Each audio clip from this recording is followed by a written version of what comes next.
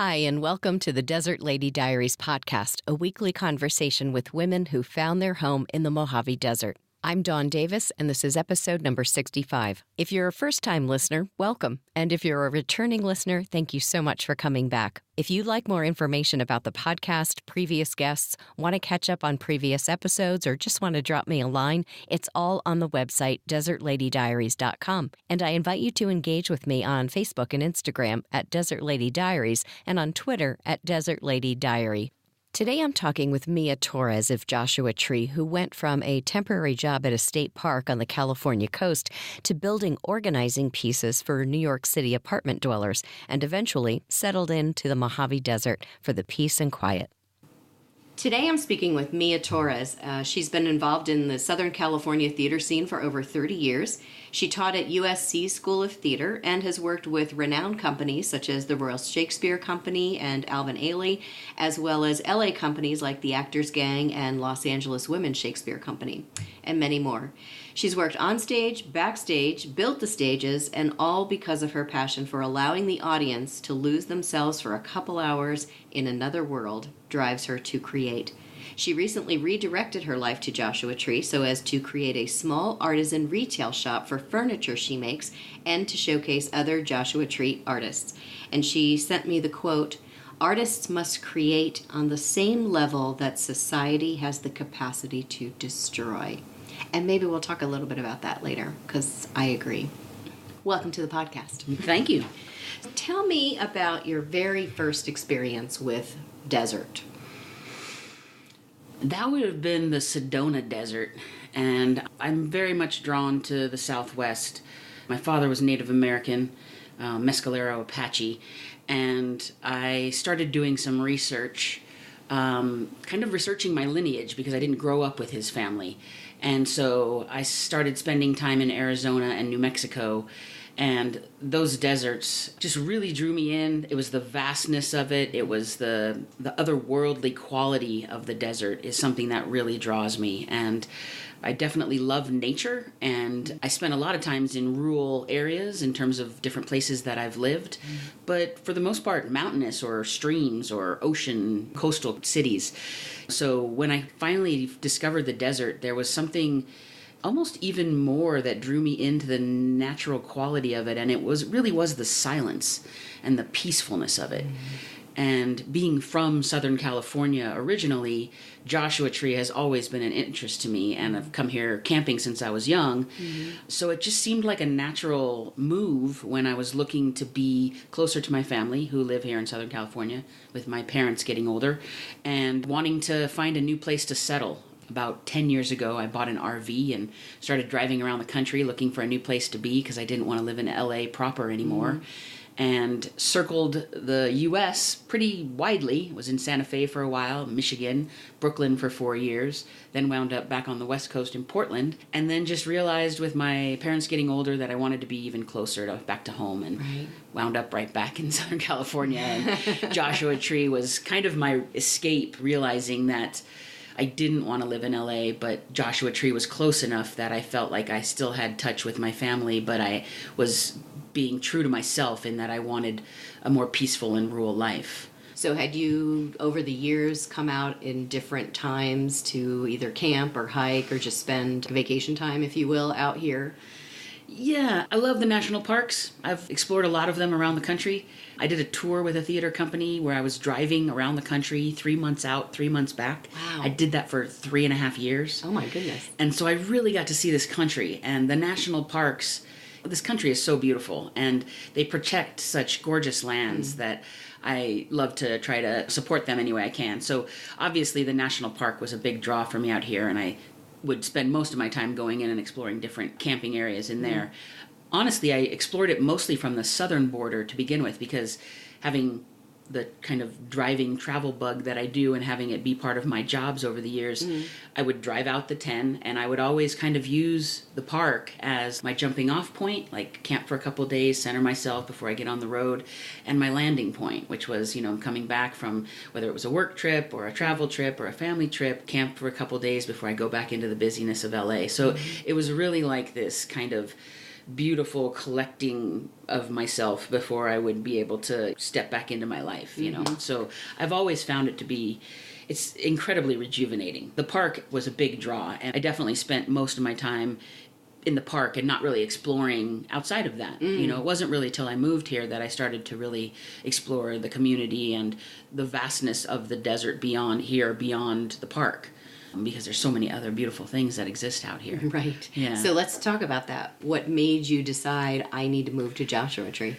To be honest, in the beginning, it was convenience. It was like, this is, you know, it's 2 hours from my family.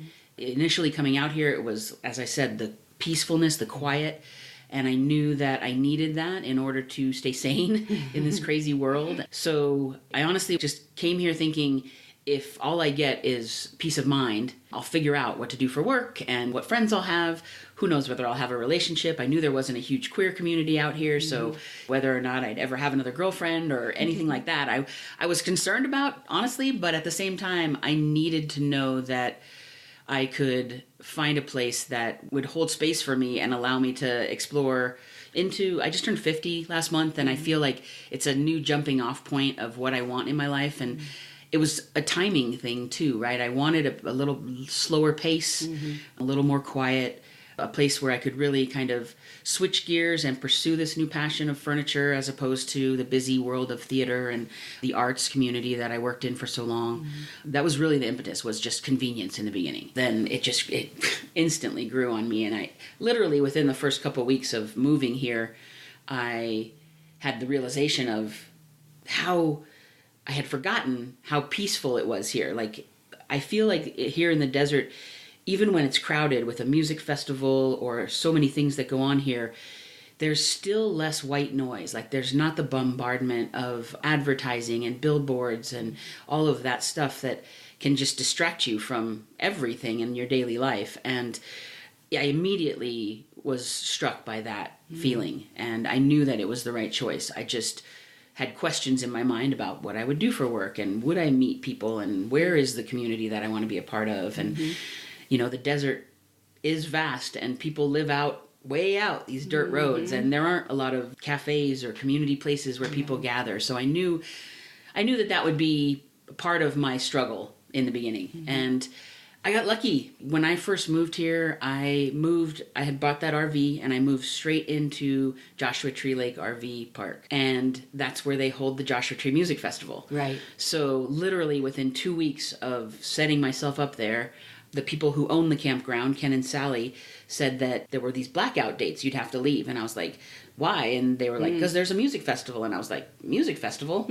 I've done production my whole life. Maybe I should get involved with that. Right. So I instantly reached out to Barnett, and it was like literally like my community came to me. Wow. Because suddenly I had all these artists and musicians and creative people right on my doorstep, literally. That's amazing. Yeah. And so I really got lucky in that I just gravitated to the right spot. And I truly believe that about life in general. Like, you are magnetized to the places that you belong, and they either hold you or they push you away if you're not supposed to be there. And that's what I realized fairly quickly, which was nice because I was concerned about the community that I would have. Having that instant kind of, here's all the artists that exist like, locally. It's like almost all of them, you know. You can't miss it. Yeah. And so I felt very lucky to have that experience right off the bat. That's amazing. So you worked at the festival then? Did you build some things? Well, and what's interesting about that is that, so I've done production my whole life, but another passion of mine is cooking. I was a chef at a number of resorts. I lived in a small resort coastal town called Big Sur for 7 years, and I worked there. I did mostly resort work. So I was a chef, I was a prep cook, I was a baker. So I did a lot of restaurant work. And when I met Barnett and was trying to find work to do for him, I did do some building and some welding for him initially in pre-production, but then they needed crew for the kitchen, for workers. And I got to meet Rosa and Marilee, who run their catering business for weddings I'm locally. helping them out as we speak. Right, see? And they were amazing. I loved them. They were so great to work with. And I worked the entire festival in the kitchen with them. And then they hired me to work catering with them. Marvelous. So when I was all worried about finding work, Right. and thinking I was going to be needing to build something, and it was hot, I came right before summer.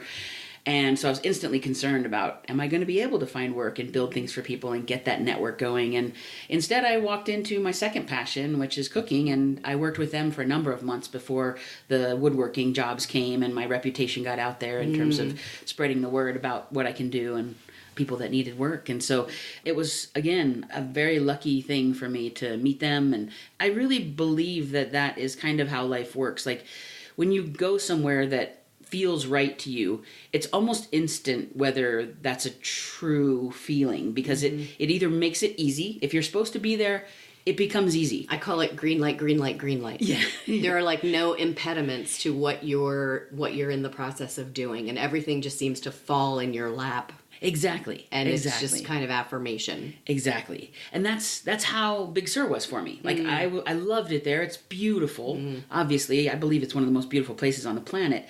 But there was a time in my life when I didn't, like, I was there 7 years. It was when I was 17 to 25. So I was just a little thing. And I realized that was when I fell in love with theater, because I happened to meet some local people that did theater up there.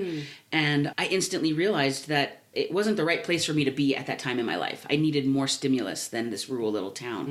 And I had found this new passion of theater. And most people know, if you want to work in theater, it's LA or New York. And all my family was in LA. So I came back to LA and started that journey. But I definitely, when I left Big Sur, things were not going right. Like I had fractured my heel on a rock climbing expedition. My car had broken down. I lived 3 miles up a dirt road, so I couldn't walk or drive up and down to get home. So I knew instantly that it was pushing me away. Even though I love that place and I still go there, I knew that I needed to make a shift. Right. And so I did, and was much happier for it. And I believe that even those beautiful places, like, you don't want to go to a beautiful place and be miserable, right? No. It makes the place not so beautiful anymore, right? Right. So you don't want to do that to the place, you know? So you have to be very aware of your choices and how they pan out, literally after you make them. Well, and come to a realization maybe that you're fighting against something too. Exactly. You know, if things start falling apart, it's like, okay, let's take a step back and see what's really going on here. Exactly. And every Broaden the move I'm picture. making, I'm getting a roadblock, so I just need to rethink this whole thing. And it's being able to tune into that. And this place is especially, I think, a good place for that. I agree. And I think people come out here and it either hits them or it doesn't. And if they're meant to be here, things will happen as they should. So that's cool. So let's go back to then the theater scene. So you meet these people in Big Sur and then you move back to LA. What was the path on that? Were you auditioning? Were you producing? So my journey into theater was very interesting, and I'll take it back even just a little step further. So I got my job with the state parks. I worked for the state park when I first moved to Big Sur. That was actually the reason. I was 17. I had literally just graduated from all-girls Catholic school and needed to get away from home. And my mom, luckily, who's always been a huge supporter of mine, helped me fill out the application, made sure I was home for the interview, and I got this amazing job right out of high school, working for the state parks. But it was a temporary position, seasonal.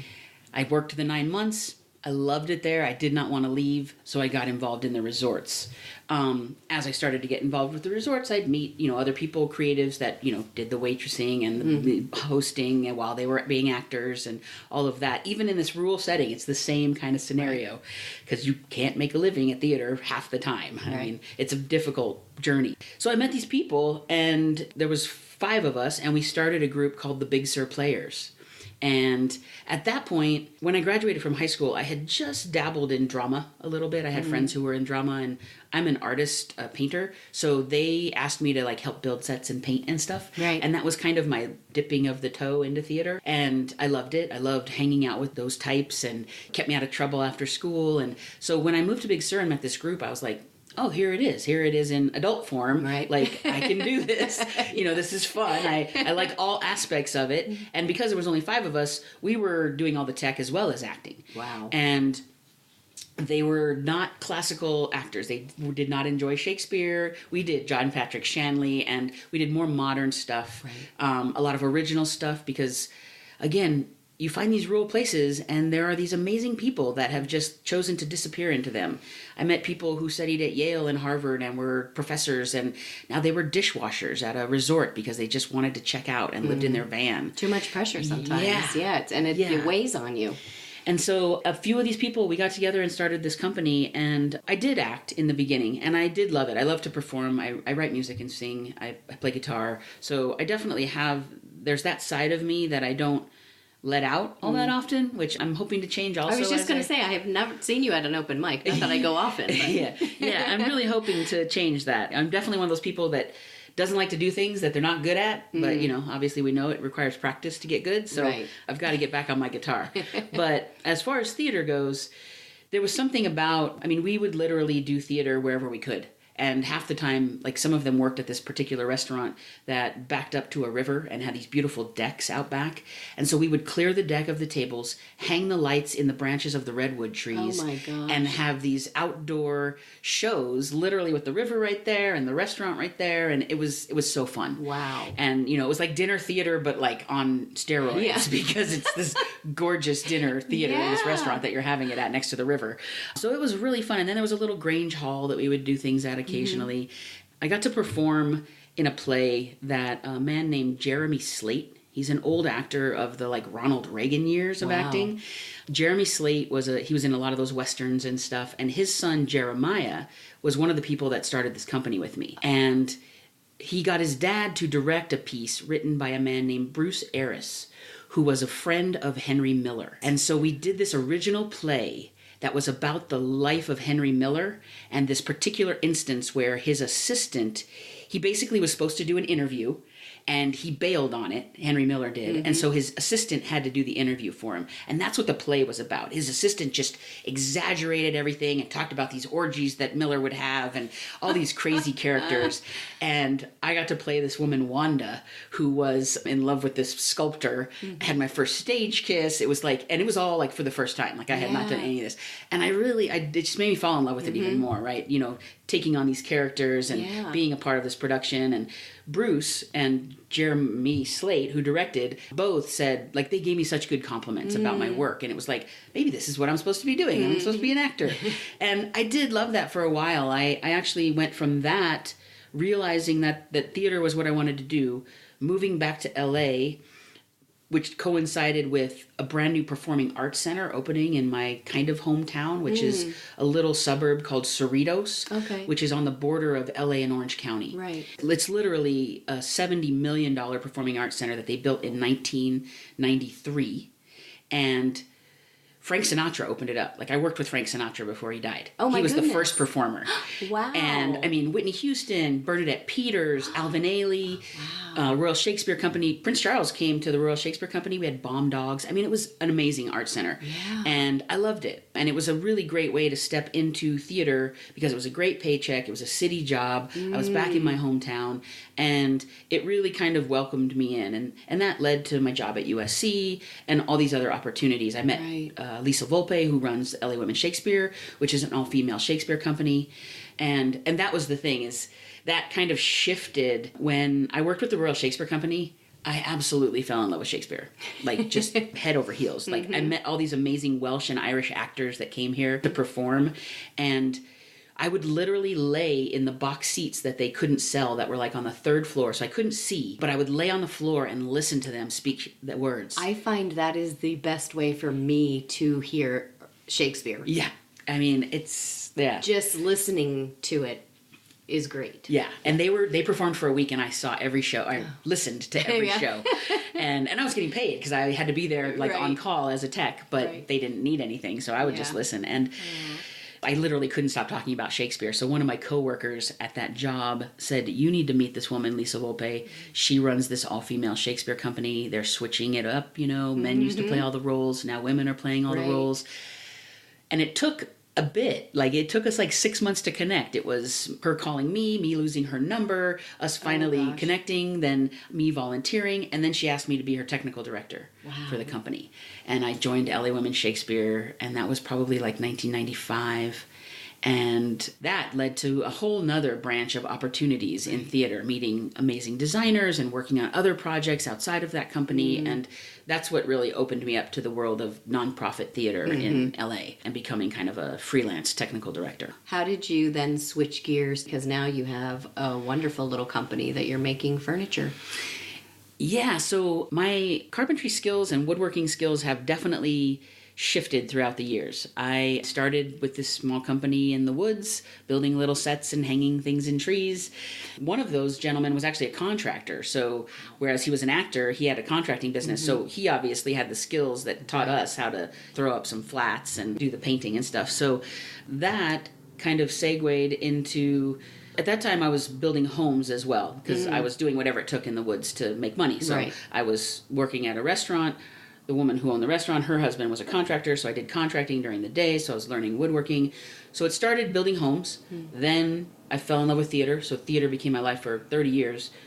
Being freelance, I was obviously picking up other skills. Then through that path, ended up in Brooklyn for 4 years. And in Brooklyn... I kind of chose, that was after my 30 years of theater here, and I realized I really didn't want to be the small fish in the big pond again. I had done all my time in LA, and New York is such a cutthroat place. I didn't want to go there and be like, knock, knock, knock, you know, can I... Here I am.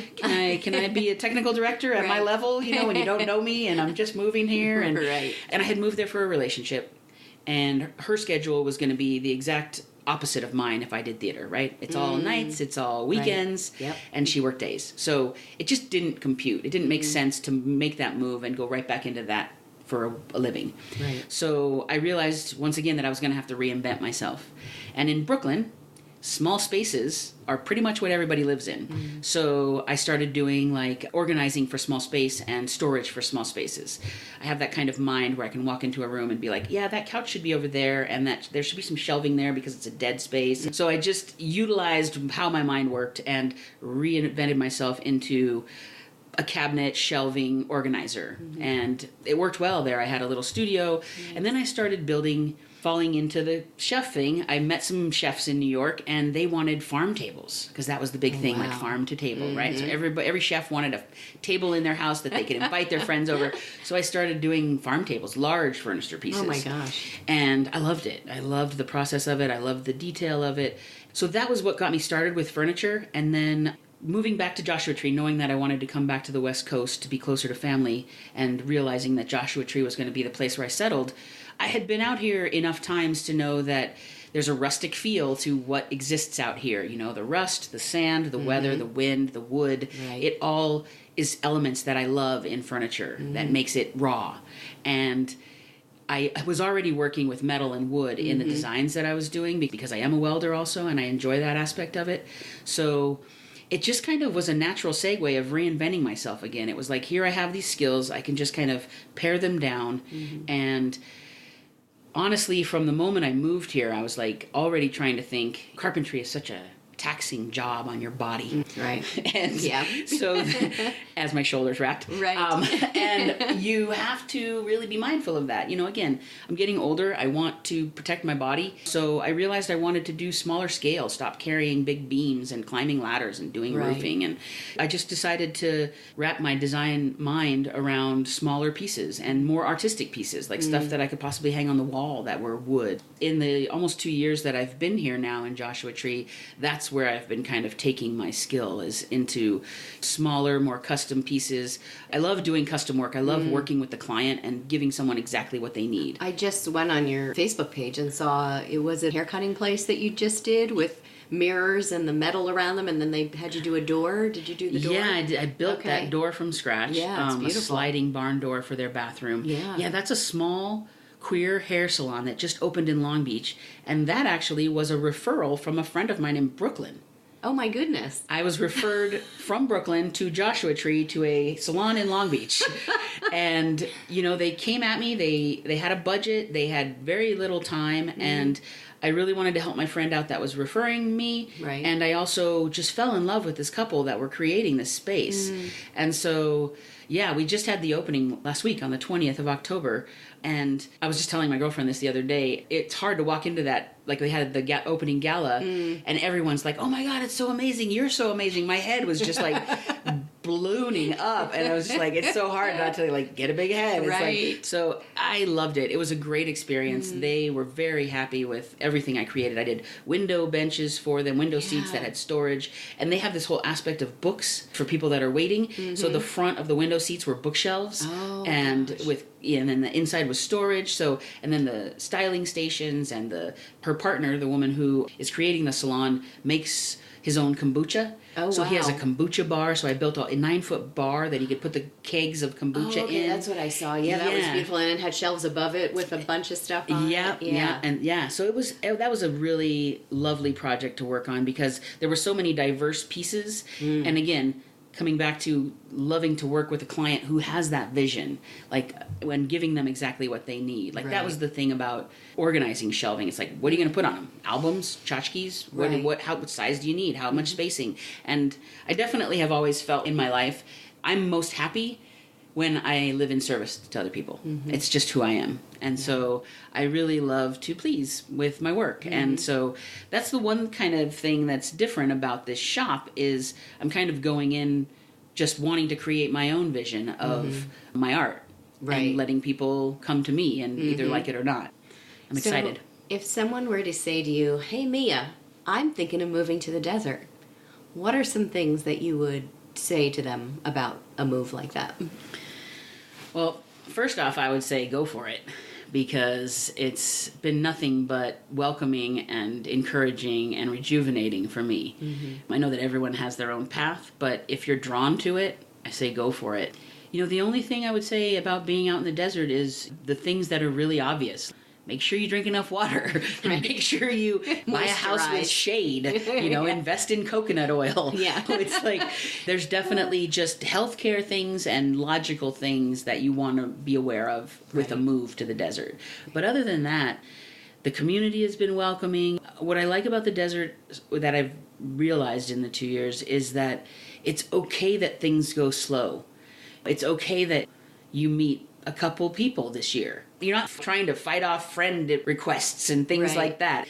It just is a slower pace. And there's a double-edged sword there, right? You know, sometimes people don't show up for interviews or for you know, events or to work. And you don't know whether they got stuck in the sand or they're lost somewhere. I feel like all places have that saying where they're like, oh, it's desert time or oh, it's mountain time or oh, it's, you know, whatever time where you live. But the desert definitely offers that opportunity to simply, I don't want to say be lazy, but to be laid back, you know, and to really just let things happen naturally and organically. And consider more what you want to do or who you want to do it with or when you want to do it or if you want to do it at all. Yeah. There's that option too. Yeah, I really feel like it gives you that time and it's good to take it. That's what I'll say is take the time to really think about the choice, and once you've made the choice and it's something that is calling to you, then I say definitely go for it. Well, I appreciate you being here today. It was great talking to you. It was so great, Dawn. Thank you so much. You're welcome. If people want to see your work and potentially hire you for work, do they go to the Facebook page? Yes, Mia Torres Builds is the Facebook page. Okay. You can also reach out to me on my Facebook page, which is Angela Mia Torres, and I'm happy to talk with anybody about something that they would be passionate about me building, for sure. Thank you. Thank you so much for listening to the Desert Lady Diaries podcast. I want you to know how much I appreciate you taking the time to tune in. Now, Mia said her move to the desert was partially for a slower pace of life and to be closer to family. Have you made a choice to move somewhere to change up your life or be closer to aging family? Leave a comment on the Facebook page, or if it's more comfortable, send an email to me at desertladydiaries@gmail.com. Next week, I'll be talking to high desert writer Susan Brookhiser about moving to the desert from Atlanta, Georgia, and her new self-published feminine anthology. It's an important conversation. I hope you'll be there. If you're enjoying this podcast, I hope you'll share it with a friend and subscribe. It's free to do on all podcast listening platforms, from iTunes to SoundCloud to YouTube. Thanks so much for listening.